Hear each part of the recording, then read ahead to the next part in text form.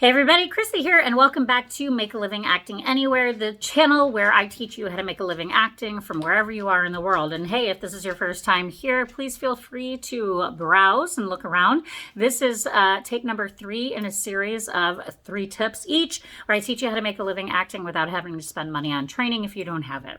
I do recommend you spend money on training when you do, though. If this is your first time here or you're back and you haven't subscribed yet, please do that for me, because it helps me to keep this channel alive, and it also gives me the confidence to know that they're going somewhere and somebody's listening, paying attention, and loving it.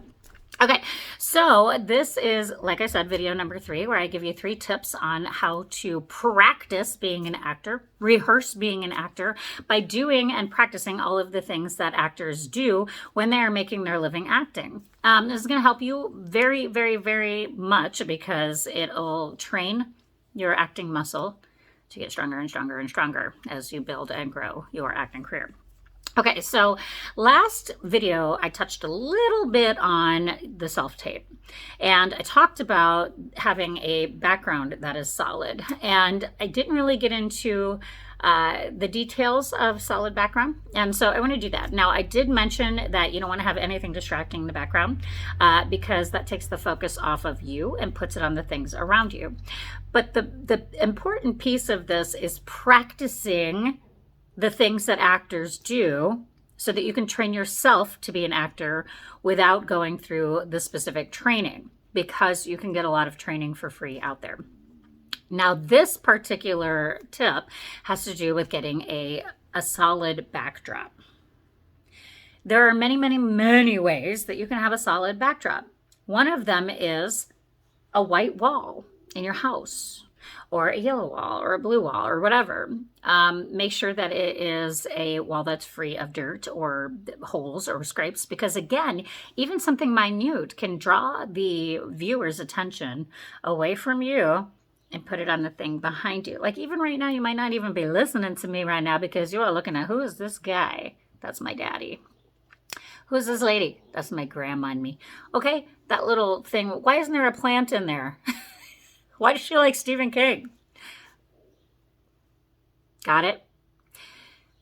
You can also buy a blue screen or a green screen. Blue screens and green screens are great if you are making your living acting by going out on the internet and finding acting gigs where you film everything yourself.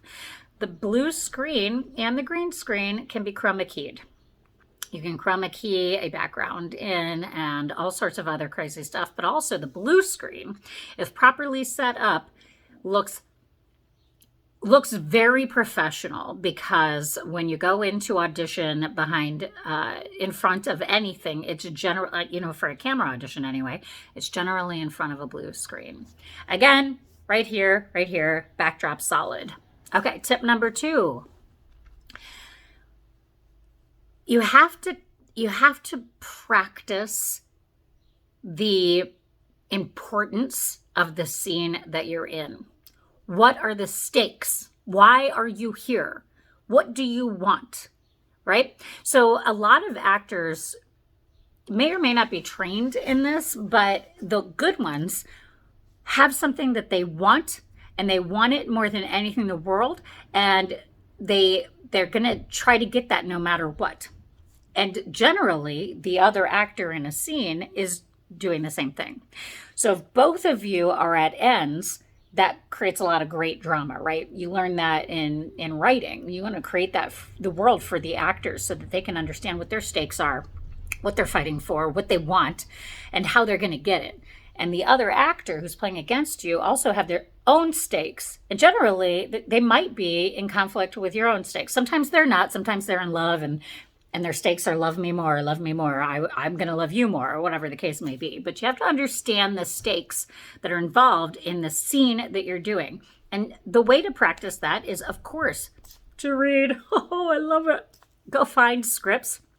Go find plays. Go find Shakespeare. Man, can you get a lot of good stuff out of a Shakespeare play. But most importantly, if you buy his full works, you have a never-ending supply of amazing stuff to draw from. And find out, like, take a small 1 page scene. Find out where the scene begins and where the scene ends. Select the character that you want to work on and figure out, what do they want? What are they trying to accomplish in this scene? How are they trying to get it? What does it mean to them if they don't get it? What does it mean to them if they do get it? How do they feel? And you got to dig into things where you go through this scene and say to yourself, okay, when have I ever had a moment when I felt this way? Or when I wanted something and I was afraid I wasn't going to get it? Or I wanted something and I knew I was going to get it, but, somebody was standing in my way. So many places you can go with that. But the point is, find those things, figure out what the stakes are, and practice them. Practice them in front of a mirror, practice them in front of your friends and family, practice them to yourself in a video and play it back. Find the moments. You can do this without paying for training.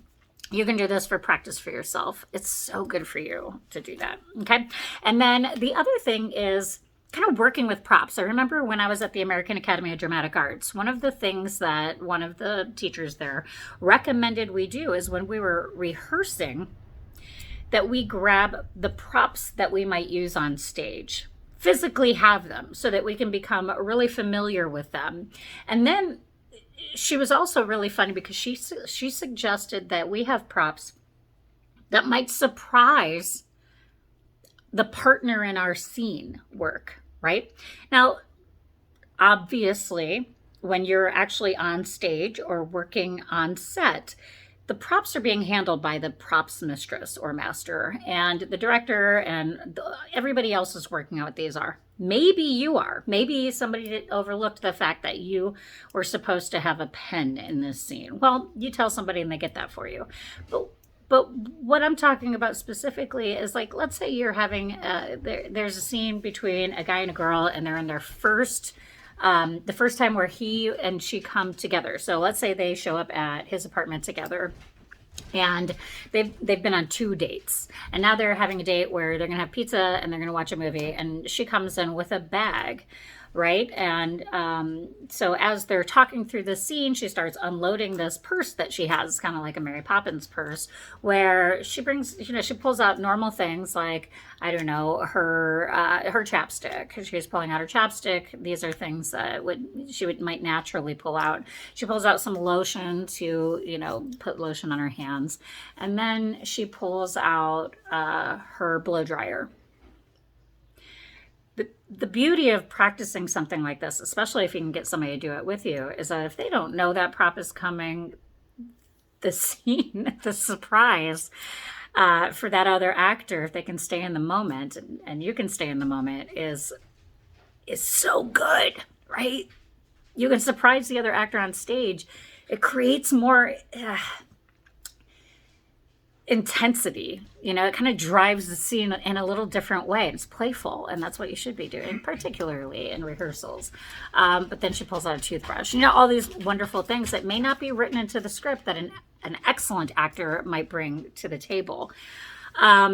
Okay, so you want to practice with props. And so, like, maybe you set up a scene in your space where you pull your couch out and you put it somewhere, and then you grab a table and you put that somewhere, and you hang a picture over there, and you just kind of create this scene where the fourth wall is there and the things behind you, so you can live in that world. Okay, just kind of going back to, what is the moment before? Where on earth are you?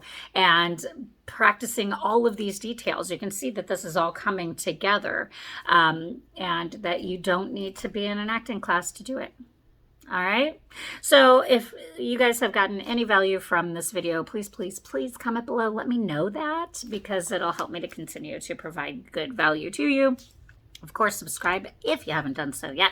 Hit the bell icon wherever it is so that you can be alerted when I release a new video every single Wednesday. And share this with your friends and family. I don't care. Put it on your Facebook page, right? Share it on Twitter, whatever you need to do. Let people know that I'm here giving this information away for free. All right, you guys, I'm Chrissy. This is Make a Living Acting Anywhere. Let me know what you think, or if you have any specific questions in the comments below. And until next time, I hope you do well. Don't forget to watch all the other videos. And take care. Chrissy out.